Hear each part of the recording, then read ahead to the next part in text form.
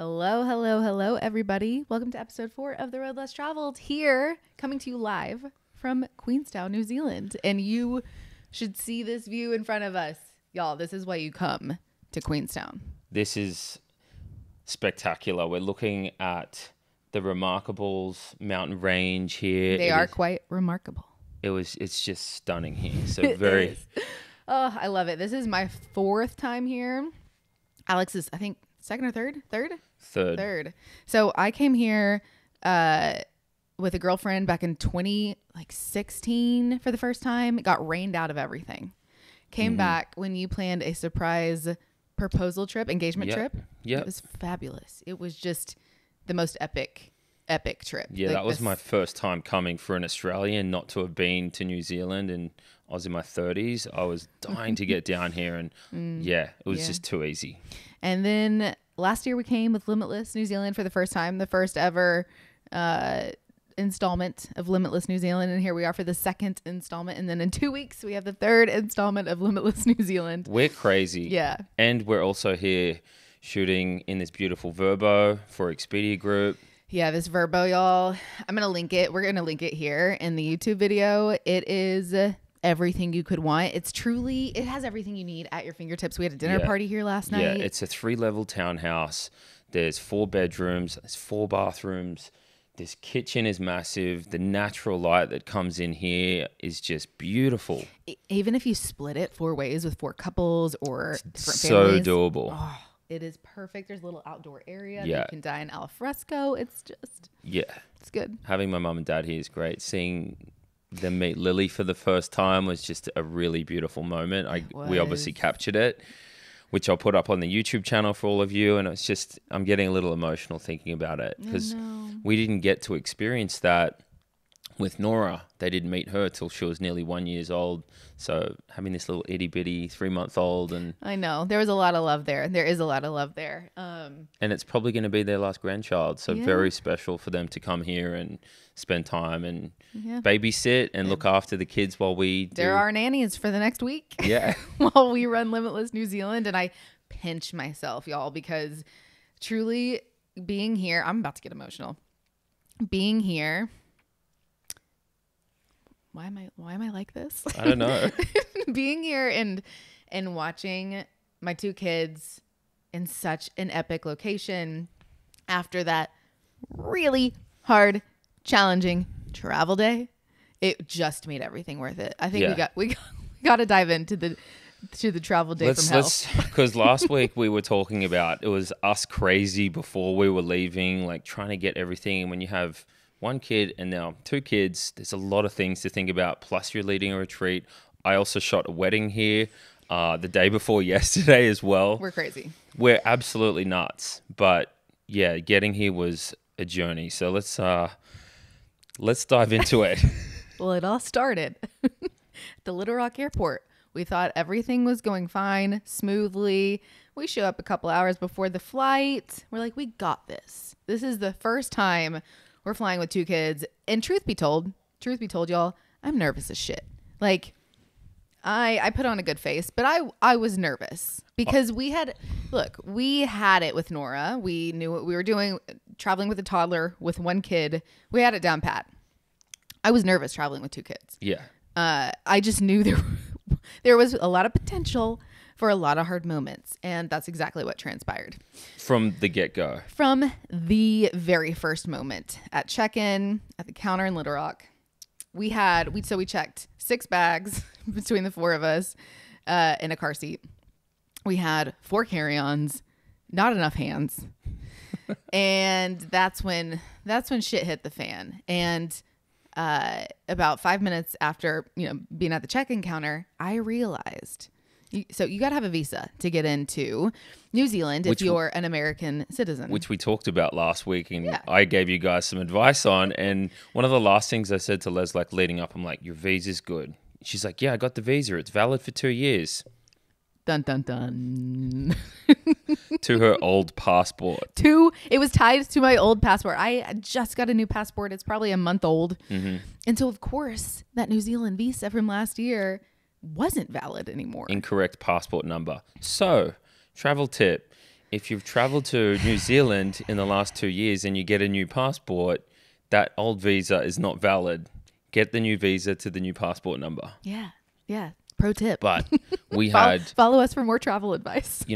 we had an incredible woman at the United counter who picked up the phone, called the New Zealand office that deals with the visas because they have this issue all the time. And I quickly went on the New Zealand ETA app, got Leslie's passport, scanned it, did it all really quickly, paid it. It didn't come through straight away, but I had a receipt number, gave that receipt number to the United woman. She was amazing. She really was. I mean, truly, I don't know how she did it because, I was like, there's no way we're getting on this flight. Yeah. There's no way. I've screwed up everything. And about 5 minutes of panic, sheer panic, she looks at me and she goes, "You're checked in." And I wanted to hug this woman so hard. I went from like up here, like real high, like skipping my step, like heading south, heading down under to my people, New Zealand, Australia, let's go. And it was just like a leveler. But it was high highs and low lows all within the first 10 minutes. And just like that, we were checked in. This woman at the United counter, amazing. Shout out to you. And so then we're on our way. My parents who dropped us off are like, "Okay, y'all sure you got this? We'll see you later. Good luck." We're supposed to be professionals too. So like even we fuck up. Yeah, even the pros. Yeah. F up. So we head to the gate. That was fine. Like we get on. The first flight was fine for We are the last people on the flight because that situation took so long. We're the last to board that flight. I'm in a full body sweat. Yeah. Why am I sweating? Panicked. We're just like, okay, that's the only bump in the road, right? Like we got this. But I remember by the time we sat down on that very first flight and we were still on Little Rock ground, I was like, holy shit, I'm exhausted. Like how is this travel day still ahead of us? We have 3 more after this. Yeah. We haven't even taken off yet. And I am I don't know how I'm going to survive. We're not selling this to our viewers that like, we're supposed to be inspiring you to travel with kids and look, we'll get there. There's a first time for everything. Yeah. This is a first time traveling with 2 kids. Look, we had way too many carry-ons. We should really just do another episode entirely of what we learned and what we'll do differently. I know what I want to do. Like Leslie we had a bag for Lily, a bag for Nora. And then we had, you got to have those nearby in the seats because you need all the things. But to carry both of those, I have a huge backpack. You have a carry-on bag. So there's basically like 3 handbags. No, there are 4. 4. Everybody has their own carry-on bag. But it was just too much. I think what we need to do for the kids is this is what I think. 1 wheeled like carry-on case. And then we have like 2 bags that we can pull out like foldable. I disagree. Really? I disagree because that carry-on wheelie bag is extremely inaccessible. Yeah, but that's why you have like those foldable bags, and then you get out what you need when you're there. Still no though. And then it's easy to transport in between flights. Then you can put it back on top of it. I see where you're going with it. I just think you're not going to be able to get into that said wheelie bag unless you're in an airport. You're not going to get it down on a flight. We'll break that one down. I think a weekender bag where you put all of Lily's stuff and Nora's stuff in it, a bigger carry-on. It's a lot of stuff, but between the strollers and anyway. Yeah. So look, they're just at hard ages where I feel like they need a lot of things, at least like the bottles and the formula and all the diapers and the outfit changes. People are looking at us just going, holy shit. The hot messes are here. So I think flight 1, they were pretty good up until landing. I remember filming you and like Nora's going crazy, Lily's going crazy. And it was, I think it's the altitude and the ears popping and it sets them off. Yeah. Again, I was like, how is this just flight 1? We were also an afternoon flight. So that was by the time we got to Houston, which was our first leg, we're getting close to witching hour. It was like 5:36 p.m. at this point. So then we have our layover in Houston and we go to the United Polaris Lounge, which is great. Lovely. But still, at this point, I'm scared shitless. I just realized like I left so much at home for me because I'm packing the girls. I'm so focused on packing for them. They're sweet. They're good. But I think I forgot just a lot of beauty stuff and headphones and all kinds of stuff. Not a big deal. Ship sailed on that. Ship sailed. It's fine. Not that I'll have time to really listen to anything anyway, you know? And so I think it's getting time to board, or we are boarding. So we hightail it out of that club I think we lounge. had like 20 minutes in the Polaris Lounge, and you guys know we love United. We work with United. I'm doing some filming, trying to get some champagne and some things for Les. She's got Lily. Nora was loving it. She's going up and getting the cookies and apples and stuff like that. So that was pretty a zen moment. That was okay. Flight. That was probably the most zen 20 minutes of the entire journey. Yeah. And the club lounge is amazing. And just to throw it out there, United is the only airline to offer direct flights from the U.S. to the South Island. Yeah, which is New Zealand. Christchurch, SFO to Christchurch, Yeah, which is an amazing route. Mm-hmm. Yeah. So we head to our boarding gate from Houston to SFO. And that was a little hectic because that jet bridge was jam-packed. I don't know why it took so long to board that flight. But I was, again, full body sweat, too many carry-ons. And you had already broken down both strollers. Yeah. So I had a baby in one arm. Nora was bouncing off the walls of the jet bridge. It was just busy. I think with kids, you either get on first when they call like families with children under 2 or 3 or whatever it is, which is us, to get on first. So we clear, or you get on last. And we were kind of in the last, but the line was backed up for a while. So it took us quite a while to get to where we needed to be, the seats. And I just remember being like, wow, we're schlepping everything right now. It's my body's, I ache. So anyway, we finally sit down, thankfully, sit down. Everybody's comfortable. We take off, but it's bedtime at that point. Yeah. Kids should be asleep back home in a little while. Yeah, for sure. Nora has her little kitty headphones on. She's watching her tablet. She's fine. Lily kind of passes out. That flight though, is 4 hours. That's a long flight. Houston to SFO, 4 hours. It was a long one. Mm-hmm. Yeah. And we could have done the Denver route, but we would have had a really short layover in Denver. And like, I remember Leslie asking me, she's like, should we do the short layover in Denver and have a shorter flight?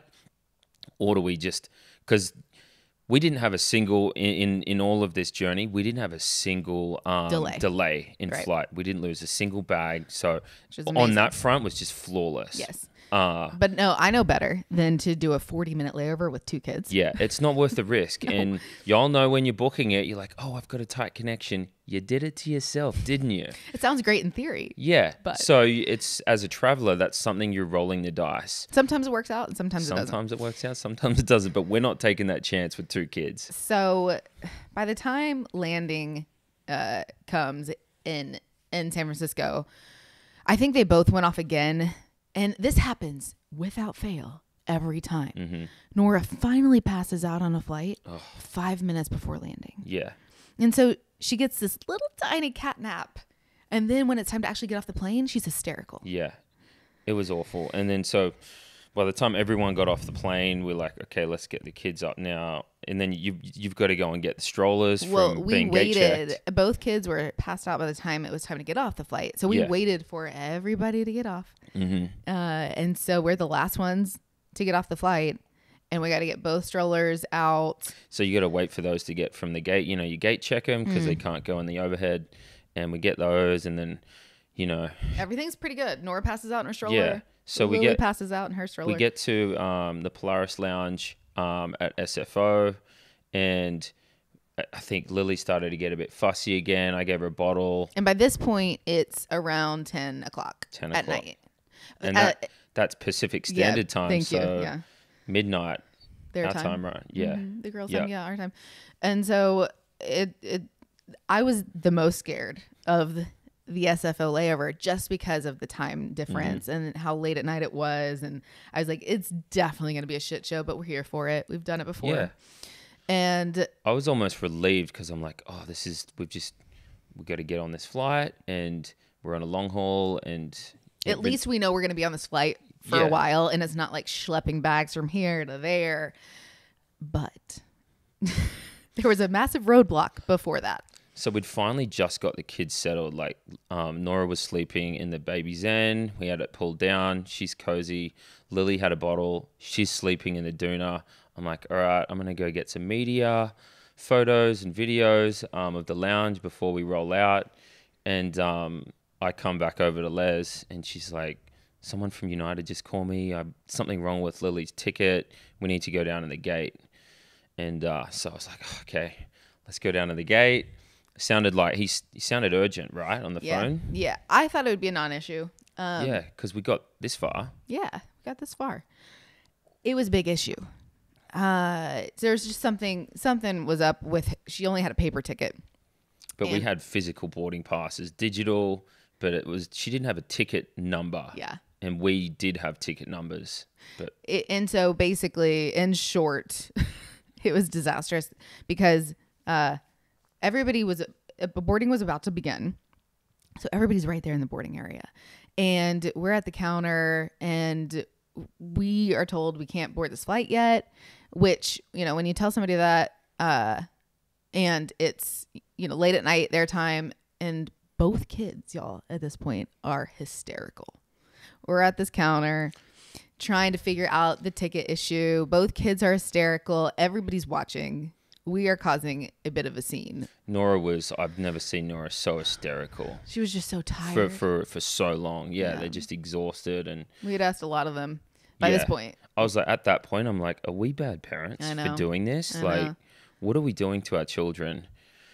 Yeah, we were asking a lot of them. And that was, I don't even know if that was halfway through the journey yet. Yeah. We had not even boarded the long haul flight. Yeah. And then after the long haul, we still had another flight to go. And so it was all just pretty daunting. And so finally, with some help from United, we got it figured out. Yeah. But for a hot second, like 10 minutes, we were told we couldn't board the flight. Yeah. After that journey of just getting to San Francisco. And I'm starting to freak out, and Nora's hysterical, and I had her, and Leslie's like, give me Nora, and because she probably would settle her better, and then like Lily just done like up the back blowout, and I'm like, it was all happening. It was just so much happening, and we're exhausted too, and anyway, once we got on the flight, we were again the last ones to board the flight. Yeah, and not because we wanted to be. I really thought we weren't going to board that plane, and we were going to have to get a hotel room. It was very stressful in San Francisco because everybody had boarded. We still weren't given the green light yet. Yeah. And I was like, oh my God, this is all for nothing today. Yeah. There was some major stress levels there, but we got on and everything was great. Yeah. The United captain came over and introduced himself, asked if Nora wanted to go to the cockpit, which I think would have been so cute, but she was done. Yeah. She was tapped out by that point. Oh, yeah. Poor girl. But yeah, once we got settled and got into a groove there, we're like, okay, we made it. Les and I just looked at each other on that flight and we're like, we're never doing this again. Yeah. It's hard with two kids, like a 3-month-old and nearly a 3-year-old, 28 hours. I think if we lived on the West Coast, it would be so much easier because it's only 2 flights instead of 4. That's the problem with living in the middle of the country. And I love all my people in the South, you guys are amazing, but it's traveling is hard, and I totally understand why people just do the 30A and the Florida and Disney thing. It's easy. It's predictable. Or Mexico. Yeah. It is a lot easier traveling that way. I get it. But you married an Australian. And I'm also a travel blogger. And you run retreats all over the world. So here we are. But again, like after all, we're not done yet with when we landed. Let's talk about Banana Gate. Yeah. Okay. Anyway, so we get through the 12.5-hour flight, which honestly felt, and it is shorter than going to Australia. That makes sense geographically. A little bit. Yeah. But it felt a lot shorter to me than going to Australia. It felt like more manageable. Yeah. Getting to New Zealand than Australia. And that flight had its ups and downs. Nora was like a yo-yo, just up and down. What I learned as a new parent to 2, which you did as well, having one with 2 parents, you can tag team it like WWF, like just like, I'm out, here you go. Yeah. And you can have a break. With 2, when they're that young, until they can wipe their ass, you got to do everything for them. You know what I mean? Everybody, it's all hands on deck. And I had Lily on me for about 6 or 7 hours sleeping, and then you were dealing with Nora was actually worse than Lily. Lily was just out cold, and I would have gladly traded. Yeah, I just saw Leslie's head pop up like every time a show finished.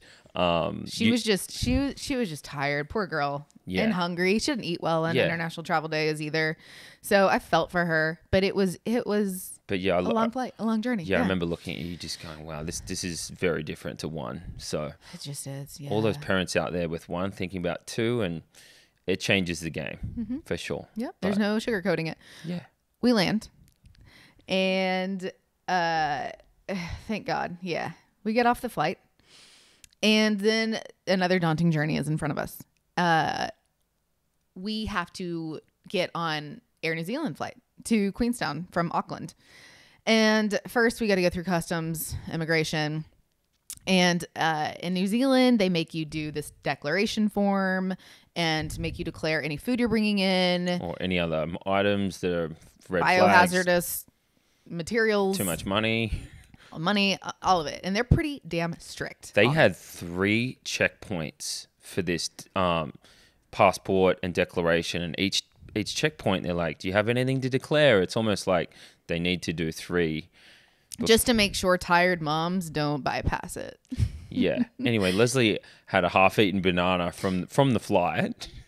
Let me just say, as I'm going through these declaration forms, not only for me but for Lily and Nora and Alex, because I did all of them. I did declare Nora's food.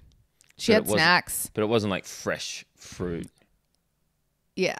Just make sure you're declaring the correct stuff. I declared food for Nora. However, picture us, hot messes, 7 bags, 2 strollers, 3 all flights of it. in.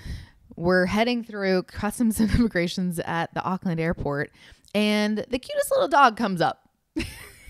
And he obviously very trained to sniff out hazardous materials, which apparently includes a half-eaten banana, which came from the United flight. And as a mom of a toddler, if you're a parent of a toddler, you are stashing snacks everywhere just in case they get hungry. And bananas are easy. So I just threw it in last minute because it was there for the taking. And I knew Nora would eat it. And she did. She ate half of it right after getting off the flight. Yeah. Well, that dog sniffed it out first thing. And I was like, oh, shit. What's about to happen? Because I remember the dogs came and sniffed you and Lily first, nothing. And then the dog came to me and Nora and immediately got the banana out of my bag. And I was like, what the fuck? It's a banana. Yeah. It was a big problem. It was a big problem. We had to go to the window. Yeah. And at this point, I'm like, of course. Of course this would happen. There has been a roadblock at every step of the way. We've never had this many like little issues and dramas of flying. Usually we're just like smooth sailing. PSA, don't bring fresh fruit into New Zealand for the life of you. Yeah. Not even if your child is starving. And I got a pretty short fuse at this point, and I'm like, so she's getting a fine. She's like, no, you got to go to the next window, and they determine whether you get a fine or not. $420. No, it's a 400 New Zealand dollar fine. So about 280, 250. I don't know. That's not the kind of welcome you want when you're coming to a country. Kiwis. The Kiwis are so friendly. For a half-eaten banana, like New Zealand government, come on, guys. And the woman said, if it's malicious intent, they'll issue the fine. I'm like, a half-eaten banana. No, I think it's without fail. They issue the fine. So there's a woman in front of us too at the window, and she just so happened to be the same woman who we saw in the elevator with a stroller and her toddler. And I was like, oh, hey, what are y'all doing here? She's like, I had a banana for my toddler. And I was like, no shit. Me too. So here we are, and the Kiwis are punishing the moms of toddlers who are just trying to feed their kids. F y'all. It's a lot. You want to kind of be welcome. And they're like, oh, we got to protect this and that. And but the more I thought about it and sat there and thought about it, I was getting pissed off. Yeah. Because here are 2 toddler moms just trying to feed their kids, and yet you're making us pay $400 NZ fine. I think it's overkill, New Zealand government. So I was pissed. That's just a lot for a half-eaten banana. If you're bringing in like a box of bananas and not declaring it, okay, I get it. But have a little bit more empathy for the mums. Yeah. Yeah. So, I digress. I could get a lot more into it, but for all y'all New Zealanders out there who think a banana is going to ruin your economy, we will move right on. Yeah. And I love y'all. I really do. But Yeah. that one irks me. Yeah. So then it was time to get our bags and check them in from the international gate to the domestic terminal. And by this point, I'm just gross. I smell. Everybody's a hot mess. I literally have Lily in one arm while feeding her with the same arm, dragging Nora along because they don't gate check strollers. Air New Zealand doesn't gate check strollers. So we had to give up the Doona right then and there. So I'm carrying Lily a mile from the international terminal to the domestic terminal. We have so many handbags, hot mess, but we make it. Yeah. We make it over there. I just want to have a quick call out on Air New Zealand. They do not charge for excess baggage, and we had a shitload of excess baggage. That too. Shout out Air New Zealand for that. And I just kept my mouth shut because I'm like, something's not right here. We should be getting charged a lot of money for excess because we're bringing all this equipment and all this limitless swag. And anyway, I was like, that's a win. That's a win. That's a win. Yeah, we'll take it. Air New Zealand, excess baggage, A+ from us. Yep. Yeah, but that follow the green line. If anybody has been to Queenstown through Auckland, y'all know what I'm talking about. There's about a mile walk, it felt like, from those terminals, from the international to the domestic terminal. They're working on a new one right now. You follow the green line, and it's a bitch. Yeah, we should have got the bus. Some woman's like, "Oh, it's an easy 10-minute walk." It was not, and it was a jank walk. Like, I swear, it was like a zigzag. We walked past an old jail. Yeah, right. Like, I was like, "Where in the world are we right now?" Anyway, they're working on the new terminal there, but yeah, finally make it to the domestic terminal. My memory's a little fuzzy at this point. Mm-hmm. I think your $400 is going to help with the new terminal.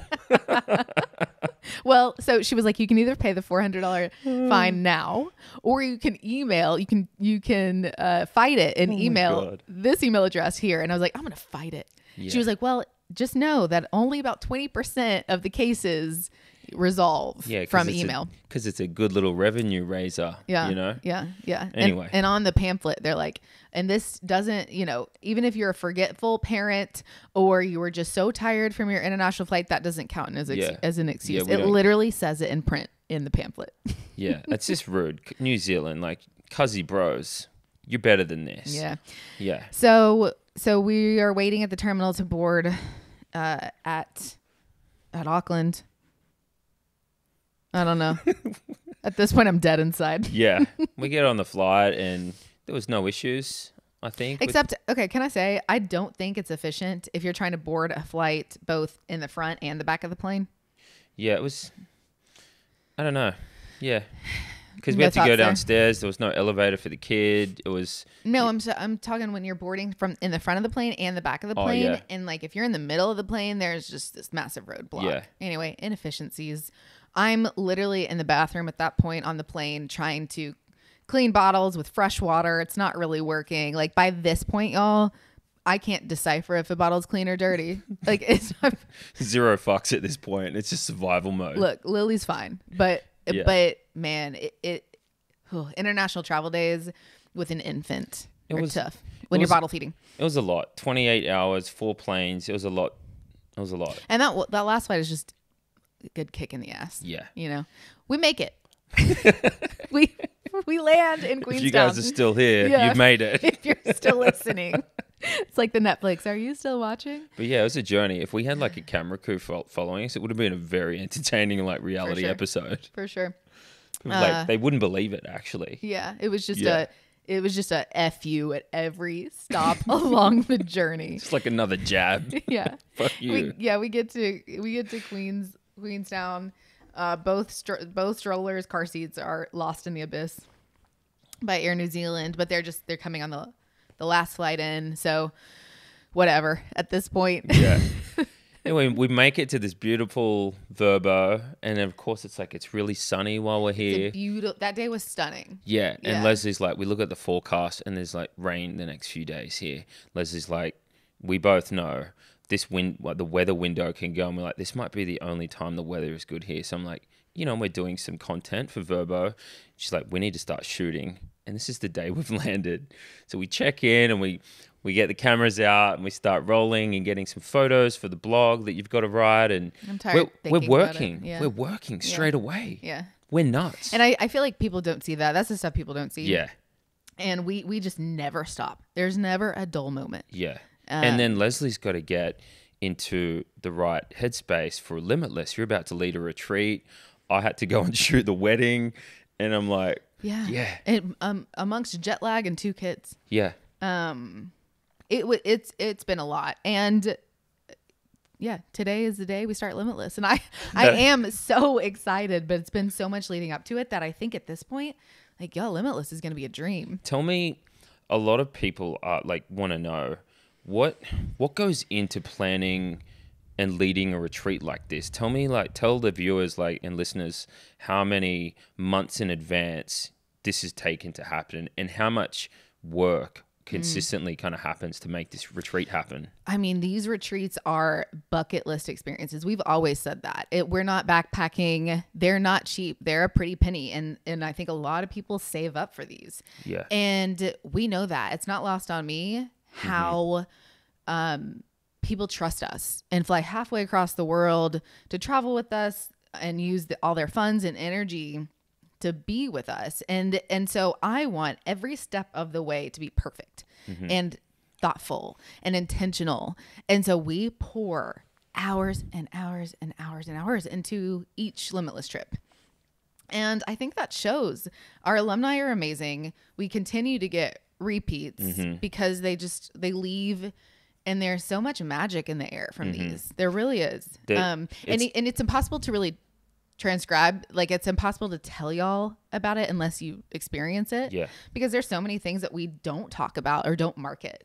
It's just done on the trip. That's the magic and the secret sauce too. You don't want to give everything away, and those that come on these retreats know. And there's moments in the trip that I'm not there capturing. There's really intimate moments and special times, that activities that you guys are doing that I don't capture because it's private and it's intimate and it's beautiful, and that creates the magic of Limitless. Yeah. So of course there's a jam-packed itinerary because there's so much to see here and everywhere we go, but there are so many thoughtful, intentional timeouts along the way to where you're able to take a breather and able to come back and meet yourself. And leave feeling so refreshed. I mean, we've had people of all walks of life, all age ranges. People are like, "Oh, what ages typically go? I think I'm too old, or I'm too young, or whatever." Our youngest has been 19. Our oldest has been, I think, 60. And so it Limitless transcends all kinds of brackets and groups of people.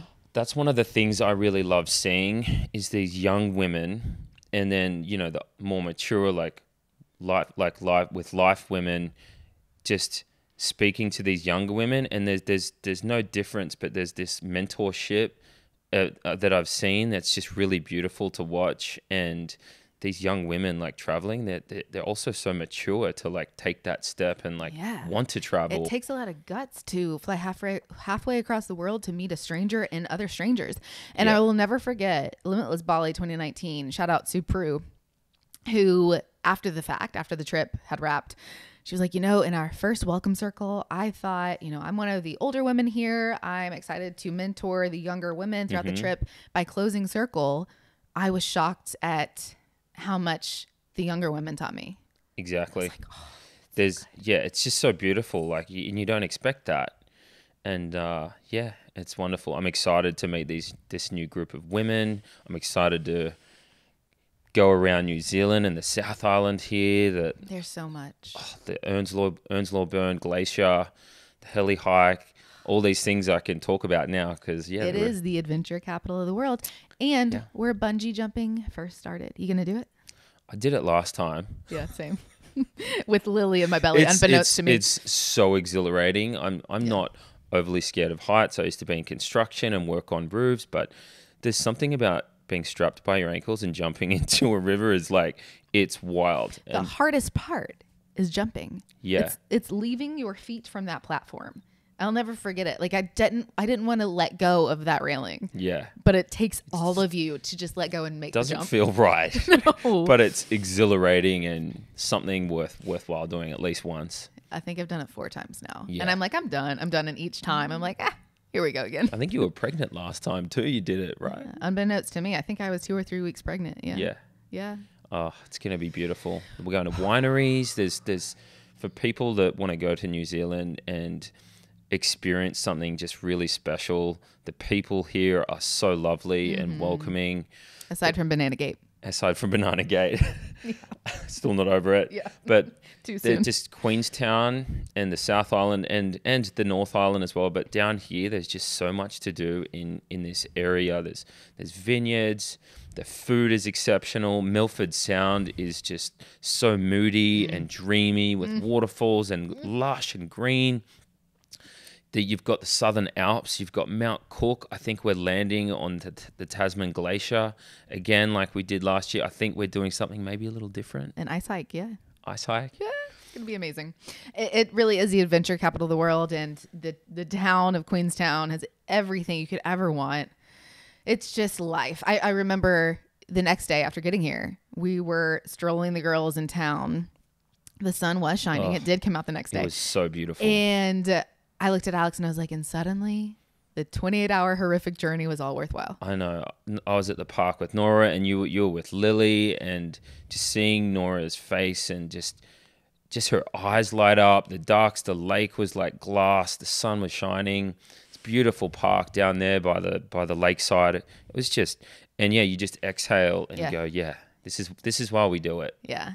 I mean, so many times we looked at each other during that journey and we were like, we're never doing this again. Yeah.